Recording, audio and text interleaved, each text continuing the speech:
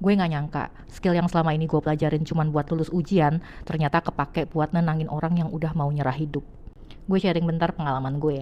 Selama ini gue belajar bahasa Inggris ya buat nilai, buat ujian, buat intinya buat formalitas akademik. Sampai akhirnya gue ketemu seorang pasien di rumah sakit tempat gue kerja. Dia kena kanker prostat stadium akhir, udah 10 tahunan lebih kayaknya. Dan tabungan dia udah menipis untuk biaya medis. Terus dia capek banget rasanya.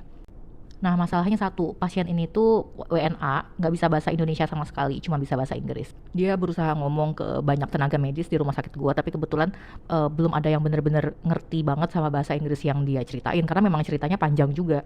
Terus akhirnya dia frustasi dan dia tantrum, dia lepasin lah tuh infus dan alat-alat medis lain yang tersambung ke badan dia. Kayak suatu hari giliran gue yang jaga, nah dia cerita lah sama gue pakai bahasa Inggris lumayan panjang. Intinya dia capek. Dia bilang I've been fighting the cancer for too long and I want to surrender. I just want to go home and rest. Nah dia cerita panjang, gue nggak banyak ngomong sebenarnya, gue cuma ngeliatin matanya dan sesekali ngerespon. Terus gue inget gue ngomong, you've been fighting for cancer for 10 years, you did great and you've been strong. Terus tiba-tiba dia diem, dia ngajak gue salaman dan dia bilang, I can see through your eyes that you care about me. Dari situ dia nggak tantrum lagi, dia nggak ada nyebut-nyebut infus lagi, dan dia mau nerima nasihat-nasihat dari tenaga medis.